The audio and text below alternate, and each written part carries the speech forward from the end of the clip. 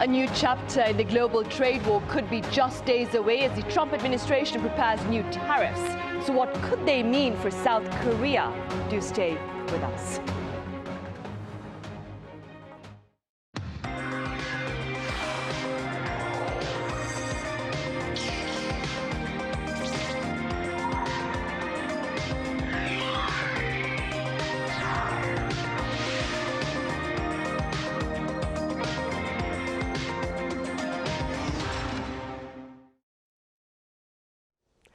Hello and welcome to Press Perspective for this Thursday, July 23rd here in Seoul. I'm Min Sunhee.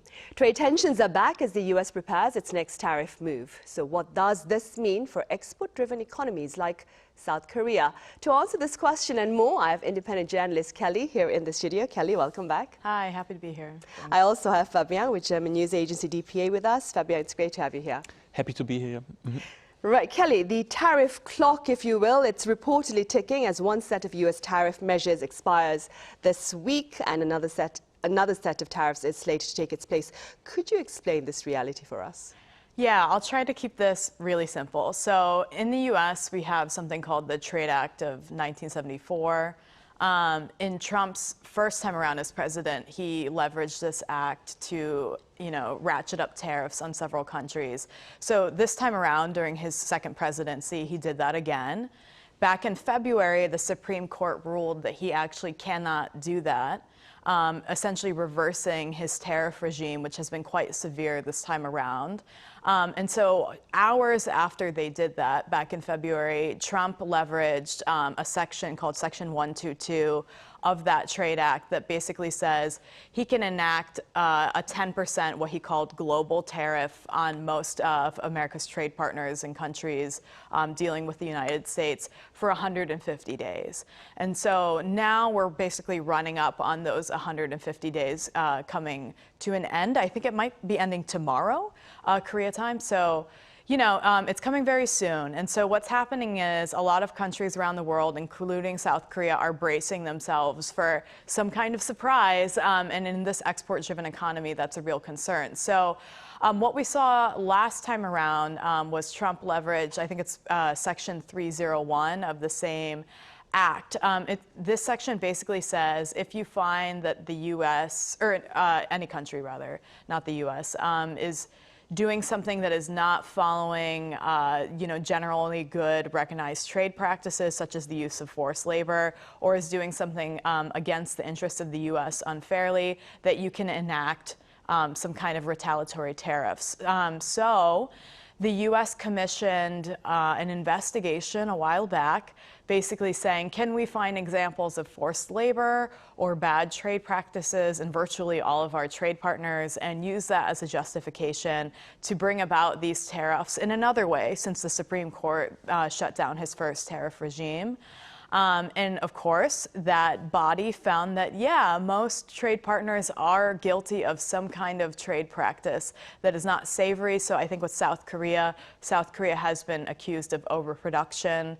Several other nations have been accused of forced labor. So already under this kind of situation, Trump can enact a 10% retaliatory tariff. I believe he's already done it on 14 countries and the EU, and he's done a slightly higher, like a 12% retaliatory tariff on about 45 other countries. So South Korea and the United States have already, in their own renegotiation of a trade agreement, agreed to a 15% tariff rate, which Korea was not happy with at the time, but it was more or less damage control. At that time, we were discussing more like a 25% increase. And so basically, Seoul is bracing itself, like, are we going to stay at that 15%, or is something worse to come?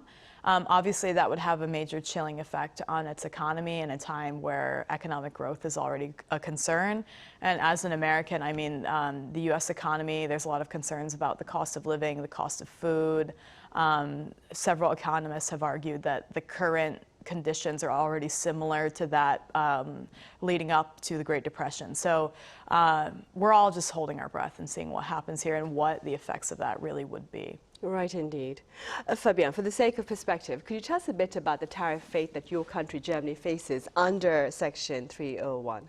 Yeah, the US has actually launched a formal investigation where the German policies are unfairly discriminating US companies, and the investigation is focusing on the pharmaceutical sector, and that is quite interesting because the accusation against Germany is that the prices of medicines, especially innovative medicines that take a lot of money to develop and you need a lot of R&D, the prices are too low in Germany, meaning that Germans pay too little for those medicine, while actually the US citizen, US patients pay much higher prices, and by that also shoulder a much higher cost of shoulder a bigger share of the R&D cost for those pharmaceutical companies.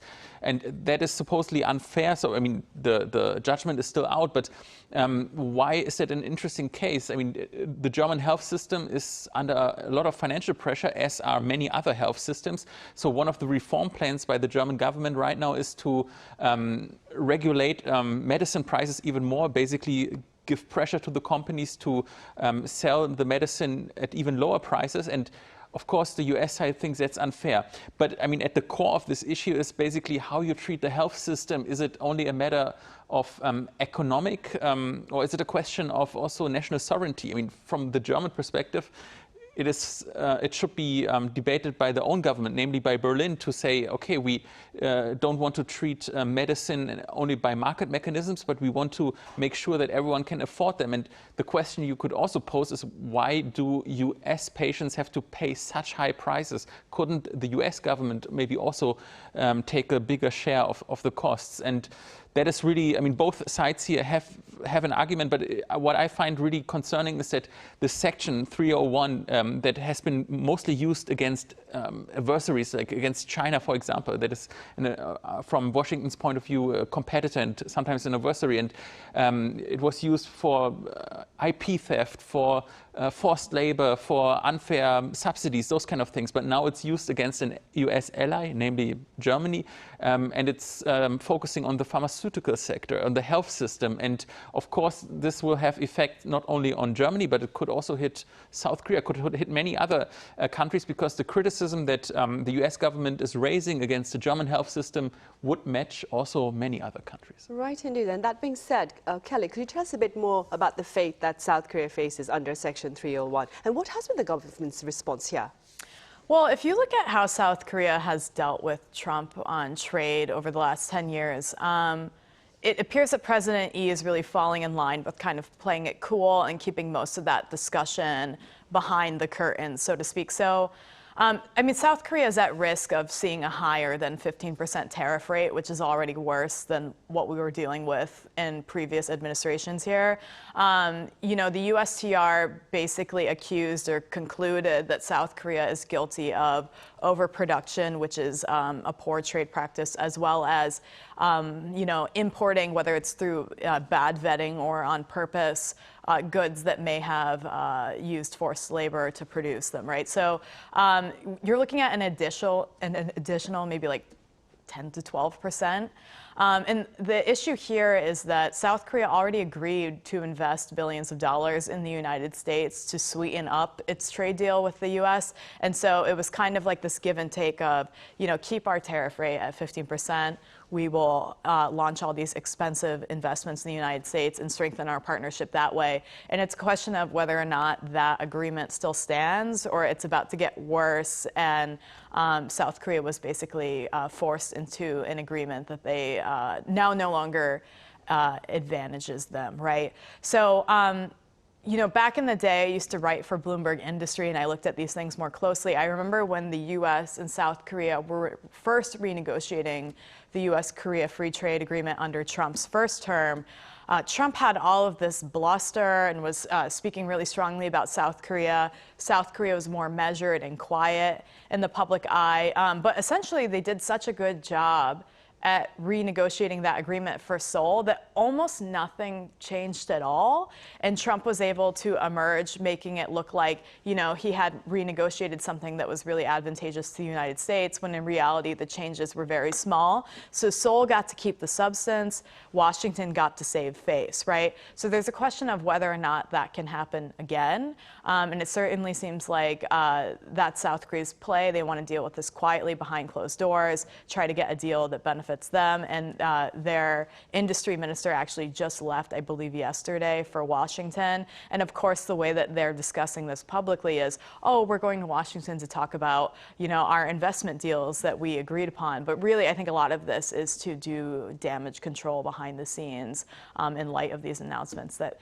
might come. And mind you, these announcements might come and South Korea might look like it's being hit with more tariffs if that's what's happened, and then that can be renegotiated behind closed doors. So we'll just have to see what happens. Right, indeed. Industry Minister Kim Jong-un is in Washington, D.C. to talk about tariffs, South Korean investment in the U.S., and of course Coupang as well. That being said, Reuters touched upon the dispute over e-commerce giant Coupang testing U.S.-South Korea ties. Could you give us some background? What are your takeaways? Yeah, it's quite interesting because at first you might wonder, what does Coupang have to do with U.S.-South Korea ties? Isn't that a purely domestic issue? Well, kind of, and maybe not, because while Coupang operates mostly in South Korea, generates its profit here, it is technically legally a US company because it's incorporated in Delaware, it's headquartered in Seattle and listed on the New York Stock Exchange. And I think this is important to know. So what happened in 2025, there was a big cyberware attack, like an employee actually operating from China has accessed, I think, 33 million accounts, and the data was affected. Well, Coupang says that only 3,000 accounts were indeed leaked, but at least you could say that 33 million accounts were affected because they were exposed, they were accessed by this hacker, you can say. And of course, the public here was angry. The government here also was angry at the company, and it issued a fine, a record fine of 423 billion won. That's in US dollar, roughly 300 million. That's a record high. That was an unprecedented case, and there was a lot of public scrutiny by the parliament, a lot of investigations. And the US government is arguing that Coupang was singled out because it's an US company and was treated more severe than Korean companies would have been treated. I think, well, I'll give you my takeaway in a second, but I think it's first hard to prove. And second, this reasoning, I mean, there's one logic that I cannot follow. I mean, in South Korea, Coupang is mostly perceived as a Korean company. Most of the employees are Korean, based in Korea. So I don't think that it really makes sense that the South Korean government would single out Coupang because it's technically a US company. And yeah, it's also hard to prove. So I would say I don't really follow the US stance here, but you can see how sensitive this issue is because both are in the midst of trade negotiations and everything is easily politicized also by the media. Right, so uncertain right now. In the meantime then, Kelly, are the US tariffs, do you think, mostly an attempt to protect American industries, or are they a broader shift, if you will, towards economic nationalism? What have you been hearing on the ground? Yeah, well, without inserting my opinion on this, I think what President Trump has long argued by enacting these blanket tariffs is that they are meant to protect U.S. jobs, U.S. manufacturing, as well as reduce the trade deficit. What I do know is that, blanket tariffs against most of your major trade partners, including countries that you have very close alliances with, when the United States itself does not have the kind of manufacturing capacity that many of these countries have, I don't know how much that really protects American manufacturing, so to speak, right? So, I mean, if you look at, a lot of people ask, why does China produce so many goods for the United States? Well, China, by and large, for decades now, has invested in building factories that can pump out all kinds of products without even necessarily knowing if there would be buyers for those products. So that was on a national level, the government taking a chance and saying, we want to be a producer of all these kinds of goods. And this takes a lot of machinery, equipment, R&D investment that the United States has not been doing. And so essentially, say all of a sudden there was a collapse in importing these kinds of goods. It's not like the United States could begin manufacturing them tomorrow. It would take decades and billions of dollars to catch up, plus the buy-in from private enterprise as well. So to say that it's protecting U.S. manufacturing when they're blanket tariffs, I don't know if that's necessarily the case. I think for certain industries, there's an argument that it could be protecting jobs, but a lot of those tariffs have existed already. So for instance, U.S. tariffs on Chinese EV technology has been around for a long time, and that's basically to give American car manufacturers a chance to catch up and to benefit in that way. Whether or not it's a question of economic nationalism, I think for the MAGA, the Make America Great Again kind of Trump cult fan base, it appears that way, right? It seems like Trump's kind of campaigned on this America First policy, so this idea that countries aren't, treating us fairly in trade, and now we're making them pay. At a surface value for a certain segment of the voter base, that seems to work. Whether or not that actually is in the interest of those people's economic lives or the U.S. economy, I'm not an economist, I can't say. But like I mentioned earlier, there are plenty of people coming out saying that these kind of blanket tariffs are not good. First of all, for diplomatic relations, I can confirm that. That's a guarantee. But also on the economic front, that it wouldn't necessarily benefit the U.S. economy in the long run. Right. And this being said, Fabian, here in South Korea, what do you suppose has been the impact of U.S. tariffs on the South Korean economy? Yeah, it's actually quite a complex picture, because if you only look at the numbers, the impact is maybe less severe than many have feared in the beginning. I mean, South Korean exports are soaring, and you could make the point that the AI boom is overshadowing the negative impact of the tariffs. Why? Because, I mean, Samsung, SK Hynix, they cannot even produce as many chips as the big companies in the US, Nvidia, etc., need. So the demand is really high. South Korean exports to the US are soaring. But then on the other hand, the auto industry, the car industry is hit, definitely. But even then, I mean, Hyundai Motor, for example, the leading manufacturer here in South Korea, has just published its second quarter numbers, and the exports to the US are still increasing. But we don't know how they would have developed if there wouldn't be any tariffs. So that's a hypothetical question. But yeah, I would say the impact is not as severe as we might have feared, but there are also some other issues that you cannot really measure empirically.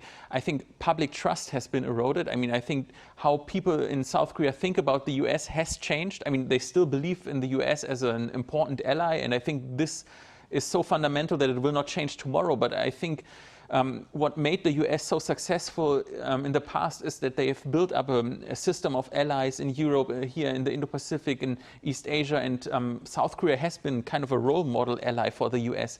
And to basically damage that by imposing tariffs and really kind of very rigid trade tariffs, I think that this is a game that really will hurt the US in the long run. And I think at some point we will see the effects. Right then. As the Lee Jae-myung administration, Kelly, attempts to attain an amicable agreement with the U.S. over its new tariffs, that is, news of a 50% tariff on Canada by Mr. Trump is serving to raise quite a bit of concern here. Could you tell us a bit more about that? The United States essentially said that it's going to enact 50% tariffs on all Canadian goods, and it cited kind of an ongoing trade dispute over goods like alcohol, cheese, automobiles, and that these tariffs are set to take effect within about 30 days of when they were announced. So to be fair, there is time to negotiate and walk that back, which very well could happen, because one thing that we have seen with President Trump is that he's quite quick to reverse when he makes decisions that are not actually to the benefit of the U.S. economy. But with that said, I think this speaks to his desire to use bluster as one of his biggest strategies. I also think it speaks to kind of a new low in U.S.-Canada relations. I mean, when I was growing up, there was this perception that the US and Canada have kind of this brotherly relationship, and that there's no beef really there. There would be jokes about kind of a rivalry. But Canada is the United States' second largest trade partner after Mexico. It's extremely important for like the US food supply and the economy. So there was a deeper sense that that relationship must continue to exist. And what we've seen since is President Trump basically threatening the sovereignty of Canada and saying that he wants to literally take Canada over. I think Prime Minister Mark Carney's speech a couple months back was really a shock on the global stage because he essentially said what a lot of world leaders are not willing to say. He gave this really charismatic speech saying that the United States is not the partner that it's been to many of us, meaning like, you know, NATO countries and whatnot for years, and that we have to start thinking differently. We have to be more self-resilient. We need to think about stability through a new world order.